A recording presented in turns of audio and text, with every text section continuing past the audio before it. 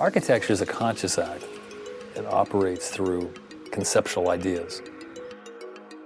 To deal with the issue of green is to minimize the use of energy. That's all it is. It's verifiable in scientific terms. You can just measure the amount of energy used per cubic foot. And you can measure the output of CO2. And so finally, as you look at the building, in case of the Caltrans building, it has a double skin, and the double skin takes away 50% of incident energy from light. It removes heat that no longer has to be conditioned.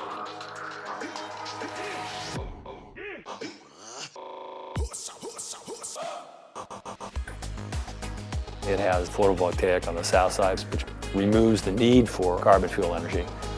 It has a skip-stop elevator, which moves a third amount of stops. But finally, it's performance-driven in terms of energy. Architecture starts with questions.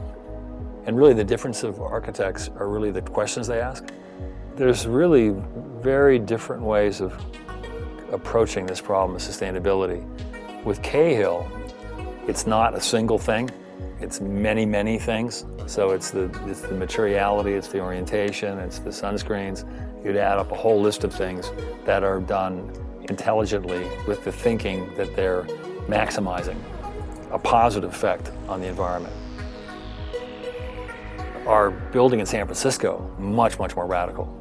Not about LEEDs. It's about completely reconfiguring a building that reduces energy. And we took the air conditioning out of 75% of the tower. It's massive.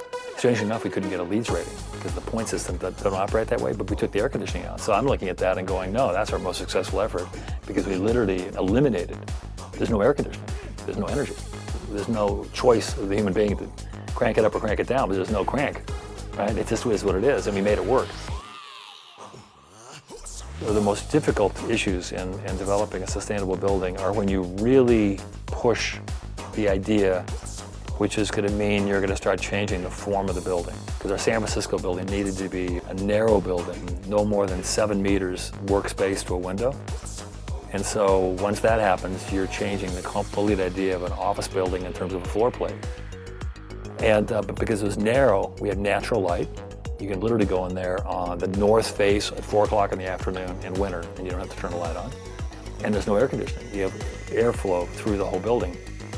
When you're really working sustainability at the highest level, it starts literally shaping how you behave. And it changes the form of the building, and it changes the relationships. It had to be open. So there were no corner offices for executives.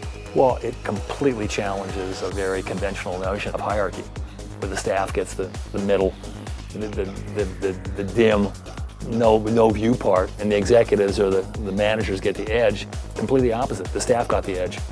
When you really, really deal with the problem, and you realize you really have to kind of rethink kind of how people behave if you're really interested in saving energy.